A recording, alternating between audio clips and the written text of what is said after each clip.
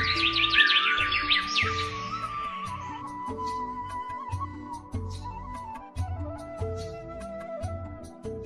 कहानी है लखन और बिरजू नाम के दो दोस्तों की। बिरजू और लखन दोनों ही बचपन के पक्के दोस्त थे। समय के साथ साथ अब दोनों बड़े हो चुके थे और दोनों की शादी हो चुकी थी। लखन की पत्नी का नाम सीमा है और उनकी एक प्यारी सी बेटी है। लखन की पत्नी सीमा बहुत समझदार और सहनशील है। बिरजू की पत्नी का नाम अनुराधा है। उनको दो प्यारे से बच्चे हैं। लखन और बिरजू दोनों ही बड़े व्यापारियों के दुकानों पर मजदूरी करते थे और मजदूरी से जो पैसे आते वह दोनों अपनी अपनी पत्नियों को दे देते थे। लेकिन कुछ समय से लखन के पास कोई काम नहीं था, जिससे उनके घर में बहुत परेशानी हो रही थी। आखिर ऐसे कब तक चलेगा? हमें खर्चा चलाने के लिए पैसे की जरूरत है। मेरे पास माँ के दिए जो कंगन थे उसे गिरवी रखकर इस हफ्ते का राशन जैसे तैसे लेकर आई हूँ। अब ऐसा और नहीं चलेगा। तुम कब से घर पर बैठे हो? कोई काम क्यों नहीं ढूंढते? मैं कोशिश तो कर रहा हूँ, लेकिन अब भी कुछ काम मिल नहीं रहा है। तुम जानती हो कि बाहर कितनी मुश्किलें हैं। मैं समझती हूँ, लेकिन तुम और भी कोशिश कर सकते हो। हमारे बच्चों की पढ़ाई और घर का खर्च सब कैसे चलेगा? बिरजू को देखो, वो भी तो रोज काम पर जाता है और तुम्हें देखो, रोज यूं ही खाली हाथ लौट आते हो। तुम जाकर बिरजू से ही बात करके देखो, क्या पता वही तुम्हें कहीं काम दिलवा दे। तुम ठीक कहती हो सीमा, मुझे एक बार बिरजू से इस बारे में बात करके देखना चाहिए। तुम फिक्र मत करो, मैं सब ठीक कर दूंगा। तुम बस मुझे कुछ समय दो।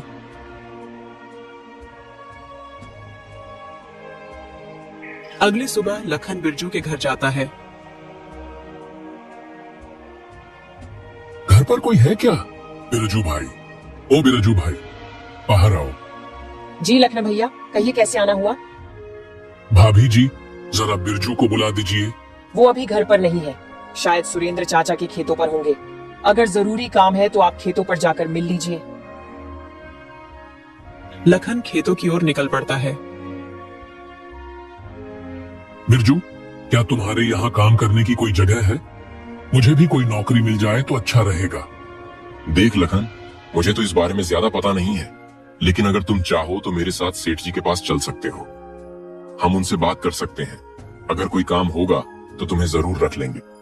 अच्छा है बिरजू, मैं तो बस किसी भी तरह से काम करना चाहता हूँ। चलो, हम सुबह ही चल पड़ते हैं। हाँ ठीक है, कल सुबह जल्दी मिलते हैं। अगले दिन सुबह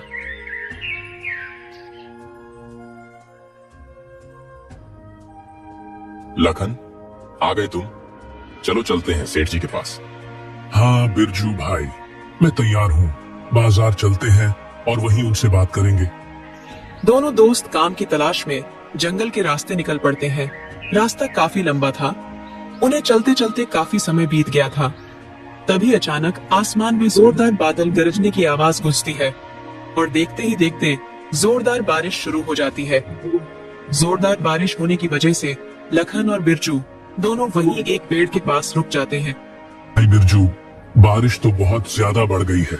अगर इतनी ज्यादा बारिश में आगे बढ़ेंगे तो हम बीमार पड़ जाएंगे। हमें अभी कुछ देर यहीं रुकना होगा। तभी लखन की नजर एक झोपड़ी पर जाती है और वह बिरजू को इशारे करते हुए कहता है, बिरजू भाई, वह देखो, एक वहाँ एक कुटिया है। चलो वहाँ किसी से मदद मांगते हैं।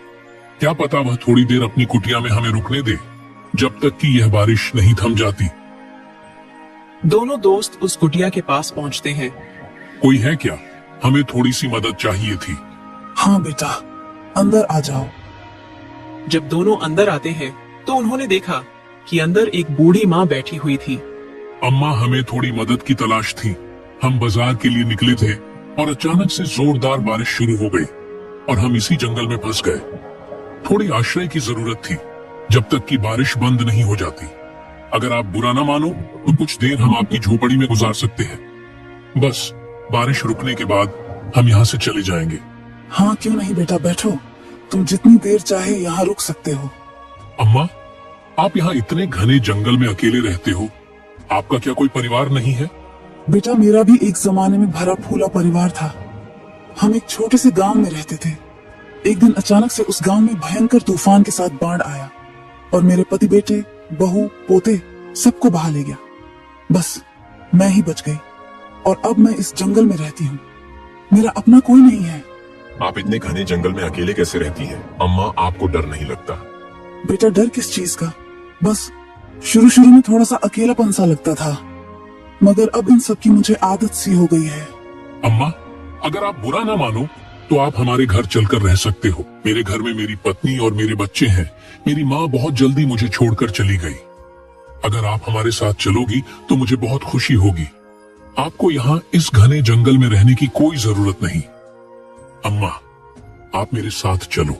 अम्मा लखन की तरफ देखती हैं। नहीं बेटा, अब मैं यही खुश हूँ। ये जंगल है मेरा घर है। मुझे अब इस शांति भरे माहौल में ही रहना अच्छा लगता है। पर तुमने मुझसे पूछा, मुझे बहुत अच्छा लगा। थोड़ी देर में बारिश थम जाती है। अच्छा अम्मा, बारिश थम गई है, अब हम चलते हैं। अम्मा, एक बार आप फिर सोच लीजिए। अगर आप हमारे साथ चलना चाहे तो आप चल सकती है। नहीं बेटा, तुम्हारा शुक्रिया, पर मैं यहीं पर खुश हूँ। ये जंगल ही अब मेरा घर है। अम्मा, आज्ञा दीजिए, अब हम चलते हैं। रुको बेटा, तुम मुझे बहुत ही नेक दिल लगे हो। मैं तुम दोनों को कुछ देना चाहती हूँ। बूढ़ी अम्मा एक संदूक उठाती हैं और वह संदूक लखन और बिरजू को थमाते हुए कहती है, बेटा, यह मेरे जीवन की जमा पूंजी है जो मैं तुम्हें दे रही हूँ। मैं तो बूढ़ी हो चुकी हूँ, अब मेरे यह किसी काम की नहीं। तुम दोनों इसे रख सकते हो और इसमें जो भी है उसे तुम आपस में आधा आधा बांट लेना। अम्मा, इसमें क्या है? तुम ही खोल कर देख लो, इसमें क्या है। वह संदूक को खोलते हैं तो उसमें बहुत सारे सोने के सिक्के होते हैं, जिसको देखकर वह दोनों की आंखें खुली की खुली रह जाती हैं। इतने सारे सोने के सिक्के? अम्मा, आप इतने सारे सोने के सिक्के हमें क्यों दे रही है?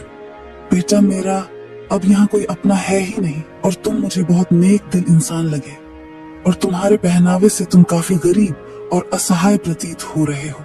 इसलिए मैंने तुम्हें यह देने का निर्णय लिया है। अब तुम दोनों इसे रख सकते हो। इस पर तुम दोनों का बराबर का हक है। दोनों बूढ़ी अम्मा को धन्यवाद कहकर वहां से अपने गांव के लिए रवाना हो जाते हैं। आज वह दोनों बहुत खुश थे। उनके हाथ एक सोने की खदान जो लग गई थी। दोनों अपने अलग अलग सपने सजा रहे थे।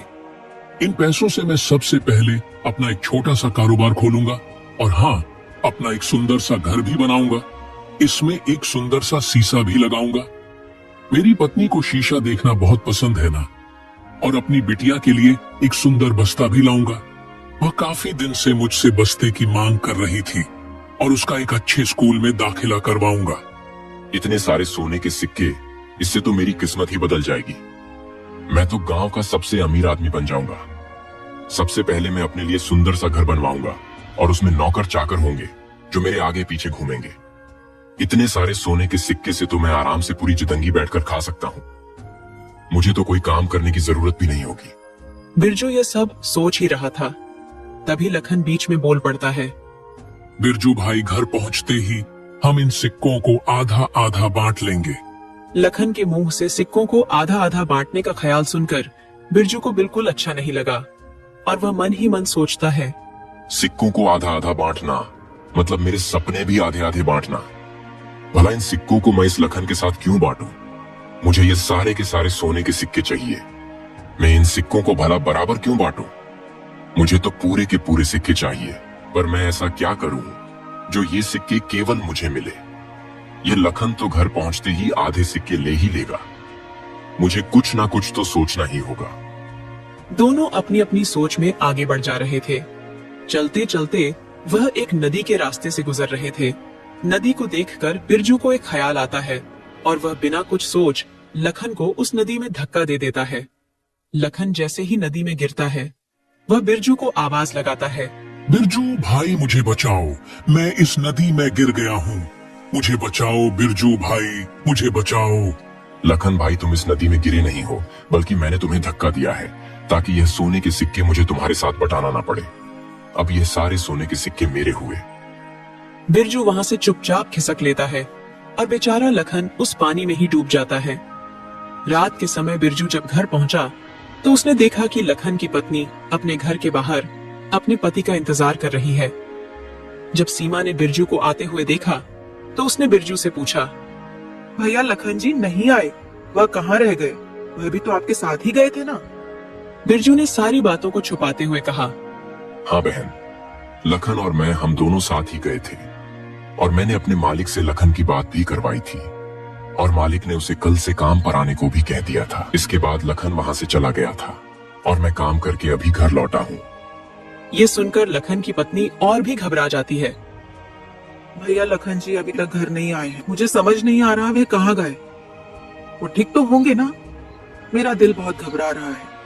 चिंता मत करो बहन, हो सकता है उसने कहीं और जगह भी काम की तलाश की हो और ज्यादा रात होने की वजह से वह वहीं कहीं रुक गया हो। आप सुबह तक का इंतजार करो, मुझे पक्का विश्वास है वह सुबह तक घर आ जाएगा। इतना कहकर बिरजू अपने घर को निकल जाता है। लखन की पत्नी बहुत घबराई हुई थी, लेकिन बिरजू ने उसे सहमति जताते हुए कहा कि आप सुबह तक का इंतजार करो। इसलिए लखन की पत्नी ने किसी तरह सुबह तक का इंतजार किया। सुबह हो चुकी थी, सूरज अपनी चरम सीमा पर था। लखन अभी तक घर नहीं लौटा था, जिससे उसकी पत्नी बहुत घबरा गई थी। वह बिरजू के घर जाती है। भैया लखन जी अभी तक घर नहीं आए हैं, मुझे समझ नहीं आ रहा वे कहाँ गए। वो ठीक तो होंगे ना? मेरा दिल बहुत घबरा रहा है। बिरजू परेशान होने का दिखावा करता है और कहता है, आप चिंता मत करो सीमा बहन, मैं अभी जाकर लखन का पता लगाता हूँ और अपने साथ लेकर आता हूँ। बिरजू ने सीमा को सहमति जताते हुए घर से बाहर चला गया और दूर जाकर जंगल में ही बैठ गया। लखन तो अब शायद कभी नहीं आएगा सीमा बहन जी, अब आपको पूरी जिंदगी ऐसे ही काटनी पड़ेगी। थोड़ी देर यही रुकता हूँ, बाद में जाकर कह दूंगा कि मैंने लखन को बहुत ढूंढा लेकिन लखन कहीं नहीं मिला, और उसके बाद मैं उन सोने को सिक्कों को बेचकर बहुत सारे पैसे कमाऊंगा और गांव का सबसे अमीर आदमी बन जाऊंगा। अभी तक तो यह बात मैंने अपनी पत्नी को भी नहीं बताई है, सबसे पहले उसे भी यह बात बतानी होगी, वह भी बहुत खुश हो जाएगी। कल रात तो मैं चुपचाप दबे पांव कमरे में जाकर उन सोने के सिक्कों को छुपा दिया था, लेकिन कहीं अगर मेरी पत्नी की उन सोने के सिक्कों पर नजर पड़ गई तो वह पूरे गांव में शोर मचा देगी। मुझे घर के लिए निकलना चाहिए, बहुत देर हो गई है। बिरजू वहां थोड़ी देर आराम करता है और आराम करने के 4-5 घंटे बाद वह फिर अपने घर के लिए निकल पड़ता है। वह बहुत निराश होने का दिखावा करके सीमा के घर पहुंचता है और सीमा को आवाज लगाता है। सीमा बहन, ओ सीमा बहन, बाहर आओ। सीमा बाहर आती है और वह सीमा को बताता है कि उसने लखन को बहुत ढूंढा और उसे लखन कहीं भी नहीं मिला। सीमा बहन, मैंने लखन को बहुत ढूंढा लेकिन उसका कहीं पता नहीं चला, पता नहीं लखन भाई कहाँ है। तभी सीमा के पीछे से लखन बाहर आता है।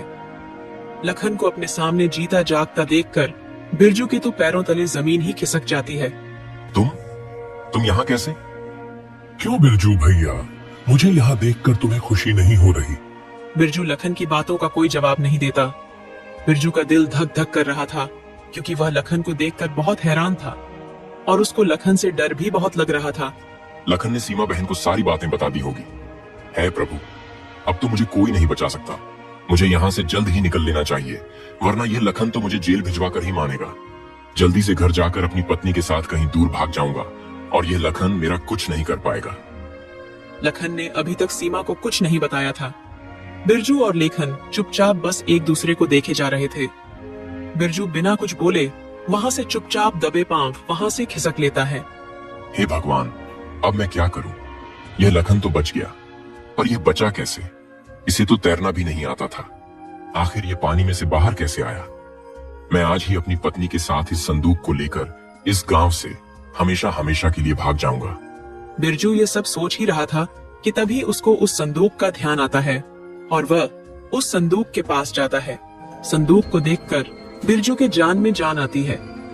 हे भगवान, ये सब कैसे हुआ? मेरे सोने के सिक्के कहाँ गए? कहीं उस लखन ने तो नहीं चुरा लिए और ये कंकड़ भर दिए? बिरजू ये सब सोच ही रहा था कि तभी उसके सामने बूढ़ी अम्मा प्रकट हो जाती है। अचानक बूढ़ी अम्मा को अपने सामने देखकर बिरजू बहुत हैरान हो जाता है। अम्मा, आप यहाँ कैसे? अपनी गंदी जुबान से मुझे अम्मा मत कह दुष्ट। तुम बहुत दुष्ट और पापी व्यक्ति हो। तुमने अपने दोस्त के साथ इतना बुरा कर्म किया, यही तुम्हारी कर्मों की सजा है। तुमने इस सोने के सिक्के के लिए अपने दोस्त को मारने की कोशिश की। लो, अब तुम्हारे पास ना तुम्हारा वो दोस्त है और ना ही सोने के सिक्के। अब तुम सारी जिंदगी इस कंकड़ से ही खेलते रहना और अमीर बनने के सपने देखना। अम्मा मुझे माफ कर दो, मुझसे बहुत बड़ी गलती हो गई। मैं लालच में बहक गया था। माफ उसे किया जाता है जिसने कोई गलती की हो, और तुमने गलती नहीं, तुमने एक गुनाह किया है, अपने दोस्त को जान से मारने का। किसी व्यक्ति की जान लेने की कोशिश की है तुमने, और अब यही तुम्हारी सजा है। इतना कहकर बूढ़ी अम्मा वहां से चली जाती है। बिरजू को अपनी करनी पर बहुत पछतावा होता है। बिरजू अपने पास से सब कुछ गवा देता है जिसके उसने सपने देखे थे। लखन अपनी पत्नी सीमा के साथ अंदर जाता है। लखन के मन में काफी उथल पुथल चल रही थी। मैं क्या करूं? सीमा को वह बताऊं जो मेरे साथ हुआ या नहीं? अगर मैंने बताया तो यह बहुत परेशान हो जाएगी, लेकिन जो बिरजू ने मेरे साथ किया वह बिल्कुल सही नहीं किया। लेकिन अगर मैं सीमा को सच बताया तो मुझे पक्का यकीन है कि ये बिरजू को पुलिस के हवाले कर देगी और बिरजू की बाकी की जिंदगी जेल के सलाखों के पीछे होगी। लेकिन अगर ऐसा होगा तो बिरजू के साथ साथ उसके मासूम बीवी बच्चों को भी इसकी सजा झेलनी पड़ेगी, और उनके घर में तो कमाने वाला बस बिरजू ही है। अगर वह जेल में रहेगा तो उसके बीवी बच्चे अकेले पड़ जाएंगे। नहीं, मैं ऐसा नहीं कर सकता। फिर जो की गलती की सजा तो उनकी मासूम बच्चों को नहीं दे सकता। लेकिन बिरजू ने भी मेरे साथ अच्छा नहीं किया। मैंने कितने सारे सपने देखे थे। उसने वह सारे सोने के सिक्के मुझसे छीन लिए, और मेरे सपने भी। लखन ये सब सोच ही रहा था कि तभी वहां पर बूढ़ी अम्मा प्रकट हो जाती है। बुद्धि अम्मा को देखकर लखन बहुत हैरान भी था और खुश भी। आप यहाँ कैसे? और आपको मेरे घर का पता कैसे मिला? लखन बेटा, मैं हर जगह आ सकती हूँ, मुझे हर जगह का पता मालूम है। इतना कहकर बूढ़ी अम्मा अपने जादू से एक संदूक प्रकट करती है। अम्मा, यह तो वही संदूक है ना जो आपने मुझे दिया था? हाँ लखन बेटा, ये वही संदूक है, और अब ये तुम्हारा हुआ। पर माँ, यह संदूक तो बिरजू के पास था ना? हाँ, बिरजू के पास जो होना चाहिए था वह उसे मिल गया है, और तुम्हारे पास जो होना चाहिए वह यह है। जैसे ही लखन उस संदूक को खोला, उसने देखा वह संदूक सोने के सिक्कों से भरा हुआ था। अम्मा, इसमें तो बहुत सारे सोने के सिक्के हैं। अब तुम इस संदूक को अपने पास रखो। अब यह सब तुम्हारा है, इसे संभाल कर रखना। इतना कहकर बूढ़ी अम्मा वहां से गायब हो जाती है। ये कौन थी और ये अचानक से कहाँ गई? ये तो मुझे भी नहीं पता। मैं तो इन्हें आम इंसान समझ रहा था, लेकिन लगता है यह कोई फरिश्ता थी जो हमारी मदद करने आई थी। जी, इतने सारे सोने के सिक्के, इससे तो हम बहुत अमीर हो जाएंगे, और हमारे सारे सपने इससे पूरे हो जाएंगे। हाँ सीमा, इससे हम अपने सारे सपने पूरे करेंगे जो हमने देखे थे।